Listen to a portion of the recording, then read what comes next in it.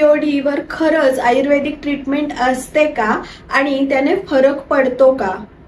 आयुर्वेदामध्ये अशा कुठल्या कुठल्या ट्रीटमेंट्स आहेत की ज्या पीसीओडी मध्ये इतक्या वैशिष्ट्यपूर्ण पद्धतीने काम करतात? आयुर्वेदिक ट्रीटमेंटमुळे पीसीओडी मधलं जे कॉम्प्लिकेशन आहे, वंध्यत्व किंवा इन्फर्टिलिटी, तर त्यावर काम होतं का आणि त्यातून प्रेग्नन्सी राहू शकते का?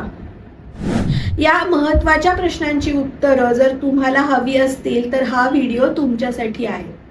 तरी हा व्हिडिओ शेवटपर्यंत बघत राहा आणि अजून तुम्ही जर माझं चॅनल सबस्क्राईब केलं नसेल तर ते प्लीज सबस्क्राईब करा.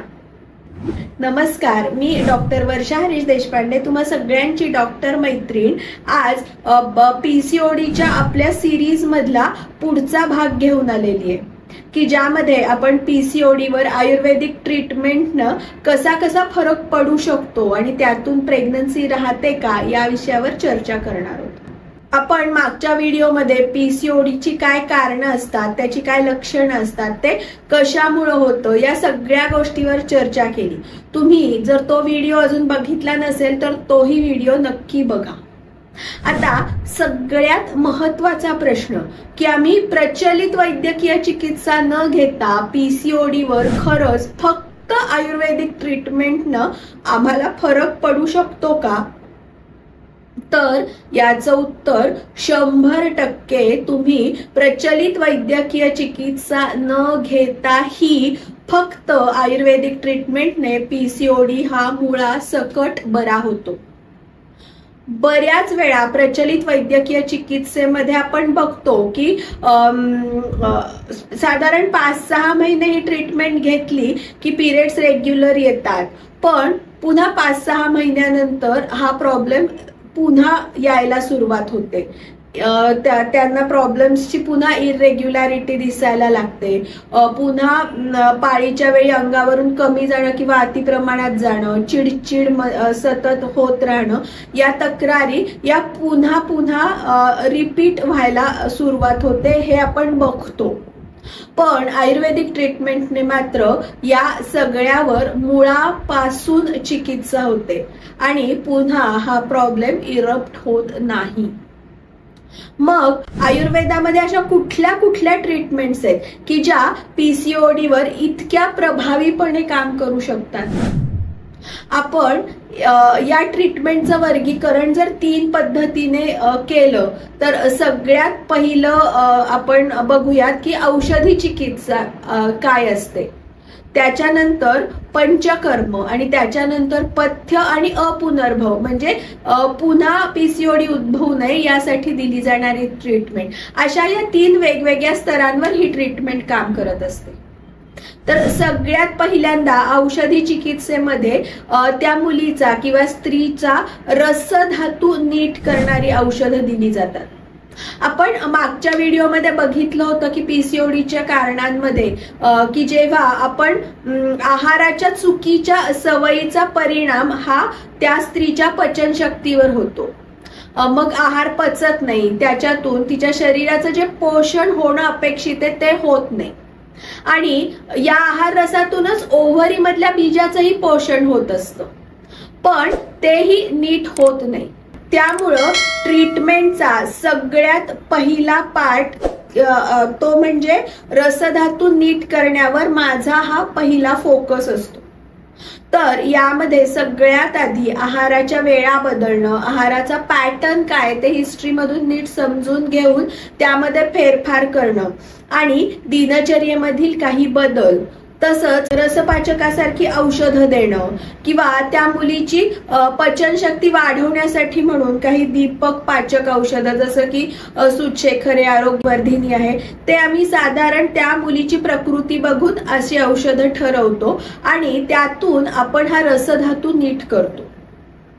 आता दुसरा भर असतो तो म्हणजे गर्भाशय आणि जे गर्भबीज असतं तर त्याच्यातील विकृती घालवून त्याला ताकद देणं, त्याला स्ट्रेंथ देणं. मग जर या रसधातूमध्ये किंवा गर्भाशय किंवा गर्भबीजामधली विकृती जास्त प्रमाणात असेल तर सर्वप्रथम पंचकर्माने या गर्भाशयाची किंवा गर्भबीजाची किंवा रसधातूची शुद्धी केली जाते. मग यात कुठली कुठली पंचकर्म केली जातात, तर सगळ्यात पहिला माझा प्रेफरन्स असतो तो कायम वमनाला. यात औषधी द्रव्याद्वारे उलटी करवून त्या वाटे जे काही आपले आहार रसामध्ये दोष साठलेले असतात, रसधातू दोष साठलेले असतात, ते शरीराबाहेर काढून टाकले जातात. वमनाद्वारे आहारामध्ये असलेला जो चिकटपणा आहे तो निघून जातो आणि रसशुद्धी व्हायला सुरुवात होते. पेशंटची पचनशक्ती सुधारते आणि जे पोषण आपल्याला गर्भाशय किंवा ओव्हरी पर्यंत पोहोचवायचं असतं तर ते तिथपर्यंत हा चिकटपणा निघून गेल्यामुळं व्यवस्थित पोहोचतं आणि आवश्यक ते पोषण हे त्या बीजापर्यंतही पोहोचतं. आणि मग हा पीसीओडी मध्ये जी बीजाची वाढ न होण्याची तक्रार असते किंवा ते मॅच्युअर झालं तरी फुटत नसल्याची जी तक्रार असते, तर तिथं योग्य प्रमाणामध्ये पोषण पोहोचल्यामुळं या गोष्टी आपोआपच नॉर्मल व्हायला सुरुवात होते. नंतरचा माझा प्रेफरन्स असतो तो म्हणजे विरेचनाला. विरेचनामध्ये आपण औषधीद्वारे जुलाब घडवून आणतो आणि त्यातून अधोनाभी प्रदेशाची तसंच संपूर्ण शरीराची शुद्धी होते आणि गर्भाशय आणि ओव्हरीकडील ब्लड सप्लाय हा वाढवला जातो आणि तेथे पोषण त्याच्यामुळे पोहोचणं हे अजून सोपं जातं. तिसरं आणि अत्यंत महत्वाचं पंचकर्म की जे केलंच पाहिजे ते म्हणजे बस्ती. बस्ती म्हणजे काय असतं तर एनिमाद्वारे काही औषधी तेल किंवा काढे हे शरीरामध्ये सोडले जातात आणि यातून होतं काय की त्यामध्ये जे ओव्हरीतून बीज फुटणं आहे किंवा बऱ्याच वेळा पीसीओडीच्या पेशंटना पोट दुखणं किंवा कमी प्रमाणात रक्तस्राव होणं यांसारख्याही तक्रारी असतात, तर याच्यावरही बस्तीचा खूप चांगला उपयोग होतो आणि या तक्रारी पूर्णपणे कमी व्हायला मदत होते. या पंचकर्माचा फायदा हा जसा रसधातू गर्भाशय बीजांडावर होतो तसाच प्रामुख्याने अजून त्याचा फायदा होतो तो म्हणजे त्या स्त्रीची जी मानसिक स्थिती असते त्याच्यावर याचा चांगला परिणाम होतो. तिच्या मनावर जे तमाचं मळभ साठलेलं असतं, तिला जो खूप स्ट्रेसमुळं किंवा वंध्यत्वामुळं तिची जी मानसिक स्थिती कोलमडलेली असते, आत्मविश्वास हा पूर्ण डगमगलेला असतो, त्यावरही 100% या पंचकर्मांमुळं खूप चांगला परिणाम दिसून येतो. या सर्वांमुळं त्या पेशंटचा हॉर्मोनल इम्बॅलन्स कमी होऊन तिचा जो तो हॉर्मोनल ऍक्सिस असतो हा पूर्णपणे करेक्ट व्हायला मदत होते. त्याचाही परिणाम ओव्हरीतल्या हॉर्मोनवर होतो. तसंच आपण वर सांगितल्याप्रमाणे नंतर आयुर्वेदामध्ये या आजाराचा पुनरुद्भव होऊ नये म्हणून सुद्धा काही पथ्य आणि अपुनर्भव चिकित्सा सांगितलेली आहे. आयुर्वेदामध्ये सांगितलेली दिनचर्या तसंच आहार विहार व्यायाम याकडे विशेष लक्ष देणं, तसंच मनाच्या शांततेसाठी म्हणून ध्यान धारणा आणि योग निद्रा करावी. ओव्हरीच्या ओव्हरऑल स्वास्थ्यासाठी म्हणून बीजाच्या वाढीसाठी आणि बीज व्यवस्थित फुटण्यासाठी म्हणून फलघृत किंवा अशोकारिष्ट यांसारखी गर्भाशयाला आणि ओव्हरीला बल देणारी अनेक औषधं या पेशंटची प्रकृती आणि अवस्था बघून दिली जातात व त्याचे खूप चांगले रिझल्ट्स दिसून येतात. तसंच यामध्ये उत्तर बस्ती या कर्माचाही खूप चांगला उपयोग या पेशंटमध्ये दिसून येतो. या उत्तर बस्तीबद्दल आपण पुढील एखाद्या व्हिडिओमध्ये डिटेल माहिती घेऊयात. तसंच पेशंटची मानसिकता सांभाळण्यासाठी म्हणून सायकोलॉजिकल काउन्सिलिंगचाही या पेशंटमध्ये खूप चांगला उपयोग दिसून येतो.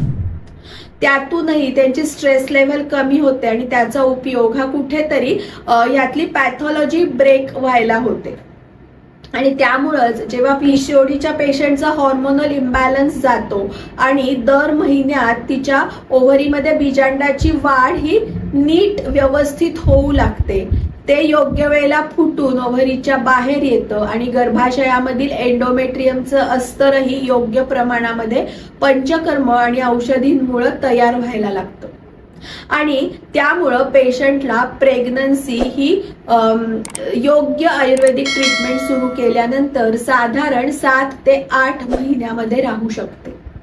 आणि बऱ्याच वेळा प्रचलित औषधी चिकित्सेमध्ये जे रिझल्ट दिसत नाहीत त्यापेक्षा कितीतरी चांगले रिझल्ट हे आपल्याला पीसीओडीच्या पेशंटमध्ये पीसीओडी कमी होणं, वंध्यत्वावर मात होणं आणि त्या बीजाच्या शुद्धीकरणामुळं नंतर बाळ हे अतिशय सुदृढ जन्माला येणं इथपर्यंत आपण आयुर्वेदिक ट्रीटमेंटने इफेक्ट्स घेऊ शकतो, आपल्याला ते बेनिफिट्स मिळू शकतात. तर हा होता आजचा आपला व्हिडिओ पीसीओडी वरील आयुर्वेदिक ट्रीटमेंटवर. तुम्हाला हा व्हिडिओ कसा वाटला ते मला नक्की कमेंट करून कळवा. थँक्यू.